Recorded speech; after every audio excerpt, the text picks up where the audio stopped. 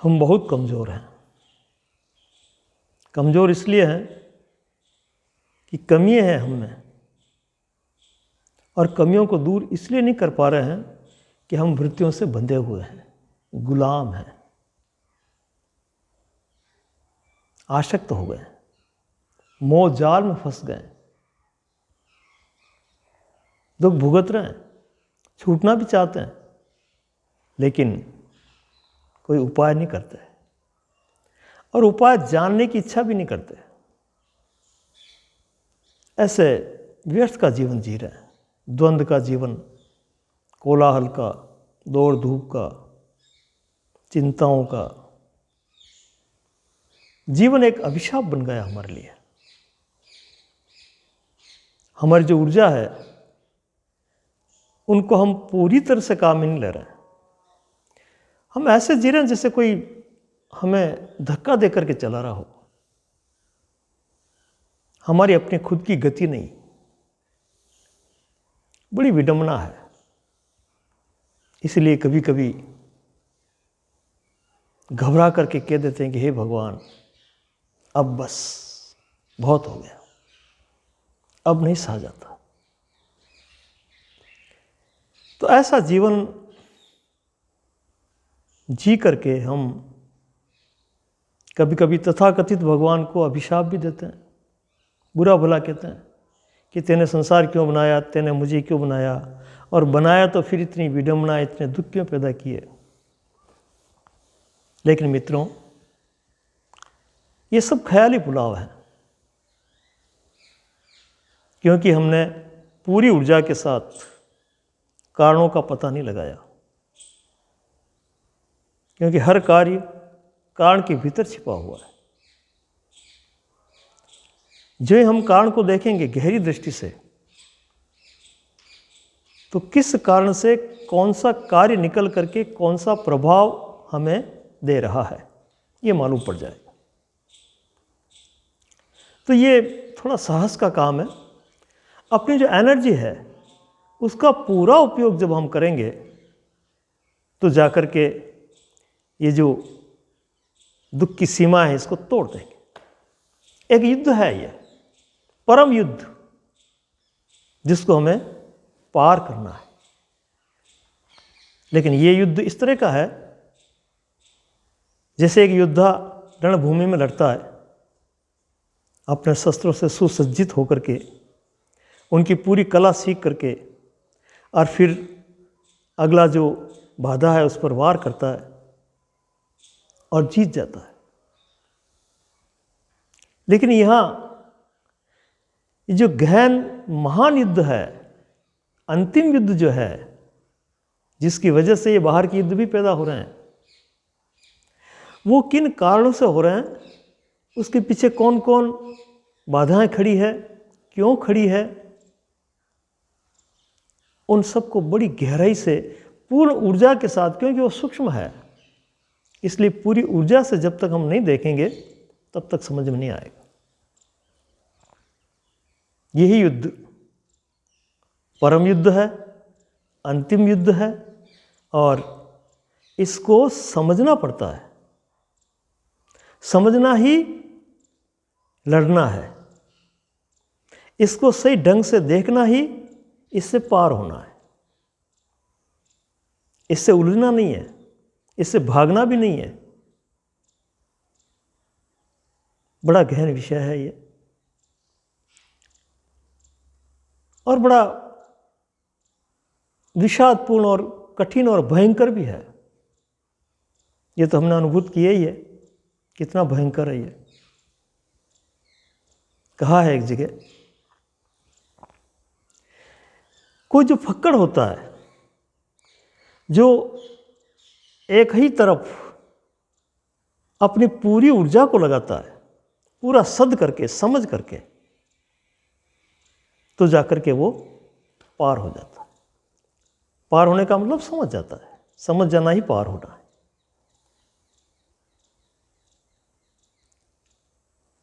फकीरी खरतर खांडा धार, ओ फकीरी खरतर खांडा धार। विकट पंथ विकराल भयानक, विकट पंथ विकराल भयानक। गाफिल खावे मार फकीरी, खरतर खांडा धार। ये जो उन्मुक्त उड़ान है, ये जो मुक्तता की जो लहर है, उसमें पूर्ण ऊर्जा के साथ जो प्रवेश कर गया वही पार होता है। वरना ये खरतर खांडा धार, तलवार की धार के बराबर, तलवार की धार पर चलने जैसा है। एक उदाहरण दिया है, विकट पंथ विकराल भयानक।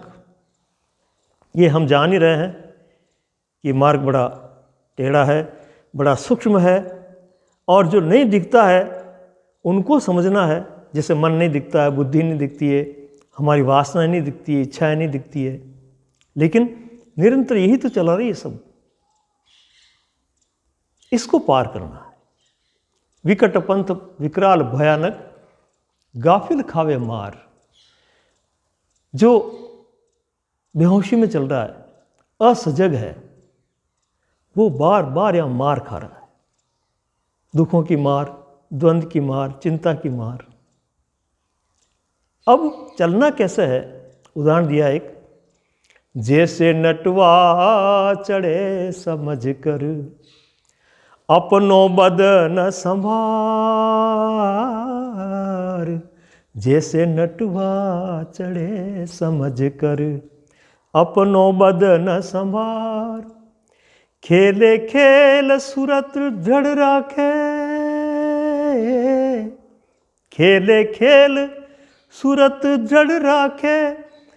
चूके नाही लिगार फकीरी, खरतर खांडा धार। विकट पंथ विकराल भयानक, ओ विकट पंथ विकराल भयानक। गाफिल खावे मार फकीरी, खरतर खांडा धार। जैसे नटवा चढ़े वर्त पर, और जैसे नटवा चढ़े समझ कर। एक रस्सी बांध करके नट लोग उस रस्सी पर चलते हैं, अनेक प्रकार के कर्तव्य बताते हैं, उछलते हैं, कूदते हैं, अनेक प्रकार की जो है कलाएं वहाँ उसी रस्सी पर करते हैं, लेकिन रस्सी से नीचे नहीं गिरते। पहले समझ लेते हैं चित्र से, और फिर अपने पूरे शरीर को संभालते हुए, बड़े सजग होकर के, बड़े चतुर होकर के, पूरी अपनी सुरता को, एनर्जी को, अपनी इच्छा को वहाँ बांध देते हैं रस्सी के साथ। उससे जुड़ जाते हैं, वो एक हो जाते हैं, और फिर खेलते हैं उसके साथ। एक हुए बिना खेला नहीं जाता है। आप अलग रह कर के खेल नहीं सकते, उससे लड़ सकते हैं, द्वंद्व कर सकते हैं, उससे भाग सकते हैं, लेकिन खेलने के लिए एक होना जरूरी है। अपनी सुरती को, मन को एकाग्र करके और वहीं पर ध्यान रखता हुआ वो तरह तरह के खेल करता है, लेकिन उस रस्सी से नीचे नहीं गिरता है। जैसे नटवा चढ़े समझ कर, अपनो बदन संभार। खेले खेल सूरत दृढ़ राखे। अपने सुरता को वहीं दृढ़ रखता है, वो पूरी एनर्जी को, पूरी शक्ति को वहीं लगा देता है। चूके ना ही लिगार। पूरे खेल में कहीं भी उससे चूक नहीं होती है, और चूक जाए तो गिर जाए। गाफिल खावे मार। हाँ, गाफिल जय हुआ, असहज हुआ, असजग हुआ, जहीं बेहोशी में आया, गिरा। यही कारण है दुख के आने का, दुखी होने का, और आपाधापी का, दौड़ धूप का। एक उदाहरण और दिया है, जैसे सूरा रण में जूझे, हो जैसे सूरा रण में जूझे।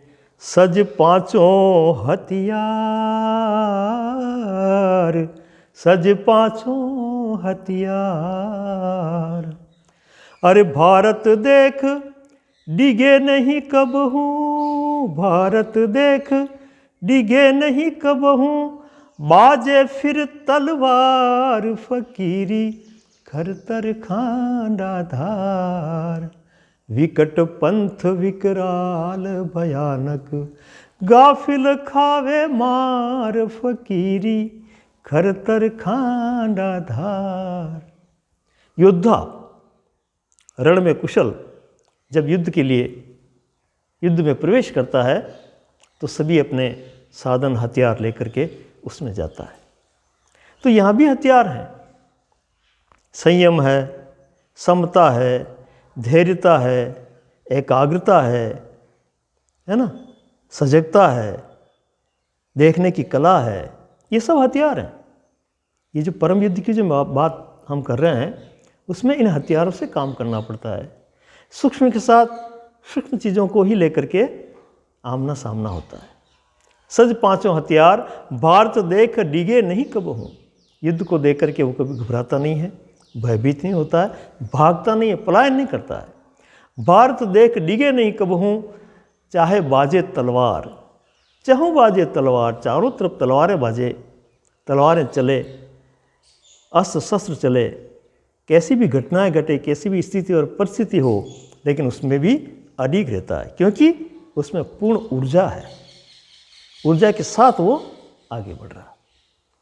तो इस पूर्ण ऊर्जा की जो कीमिया है, जो रहस्य है, वो अगर समझ में आ जाए तो हम कोई सा भी युद्ध जीत लेंगे। अब कहा है, अरे सूरा संत का एक मता है, कर देखो निराधार। सूरा संत का एक मता है, कर देखो निराधार। पकड़ी टेक कबू नहीं छोड़े, पकड़ी टेक कबू नहीं छोड़े, पल पल बारंबार फकीरी, खरतर खांडा धार। ओ फकीरी, खरतर खांडा धार। फकड़ों का खेल है ये, जो मन से मुक्त है, जीवन मुक्त जिसकी दशा है, किससे बंधा हुआ नहीं है, वो खुला खेल खेल सकता है। वरना बंधा हुआ क्या खेलेगा बेचारा, पहले से वो मंद और झकड़ा हुआ और परवश है। सूरा संत का एक मता है, यानी कि चाहे तो बाहर के युद्ध में भिड़ो, चाहे संतों की जो है भीतर की गहराई में जाओ, ये भी एक परम युद्ध है। सूरा संत का एक मता है, कर देखो निराधार। बिना किसी आधार के अपने उस ऊर्जा के बलबूते पर वो चलते हैं। पकड़ी टेक कबो नहीं छोड़े, पल पल बारंबार फकीरी, खरतर खांडा धार। जो दृढ़ कर लिया, निश्चय कर लिया, निर्णय कर लिया कि यही करना है, इससे आर पार निकलना है, फिर उससे पीछे नहीं हटते हैं वो, चाहे कोई सी भी स्थिति परिस्थिति आए, कोई सी भी अवस्था हो, कोई भी घटना हो, चाहे मोह की हो, चाहे लोभ की हो, यानी कि कैसी भी विडंबना, कैसा भी उनको जो है प्रलोभन उन पर असर नहीं करता, वही तो आगे बढ़ता है। काम क्रोध मदमान सहारे। अब कौन कौन सी चीज़ें अलग हो रही है उसमें से इस युद्ध में, उनका सफाया कर रहा है वो, क्योंकि पूर्ण एनर्जी उसके पास, पूर्ण त्वरा है और पूरी तरह से लगा हुआ है। काम क्रोध मद मान सहारे, जीते जिन हुंकार, जीते जिन हुंकार। दुर्जन 5-25 ने मारे मारे, दुर्जन 5-25 ने मारे, होवे जय जयकार फकीरी, खरतर खांडा धार। विकट पंथ विकराल भयानक, विकट पंथ विकराल भयानक, गाफिल खावे मार फकीरी, खरतर खांडा धार। काम क्रोध मद लोभ, ये जितने भी दूषित वृत्तियां हैं जो पूरे जीवन में द्वंद्व मचाती आ रही है, हमें परेशान करती आ रही है, हमारे जीवन को विषाक्त कर दिया है जिन्होंने, उन वृत्तियों के प्रति पूरी नज़र रखते हुए, पूरा अवलोकन करते हुए, उनसे भागते हुए नहीं, और उनसे एक होते हुए भी नहीं, बल्कि पूरी तरह से उनका निरीक्षण परीक्षण करके और उसमें प्रवेश करता है, उनको समझता है। और ये समझ जाना ही युद्ध को जीतना है। ये समझ जाना ही न जीत है न हार है, ये भी कहूँगा मैं, लेकिन ऐसा देखते देखते ही ये सब हो जाता है।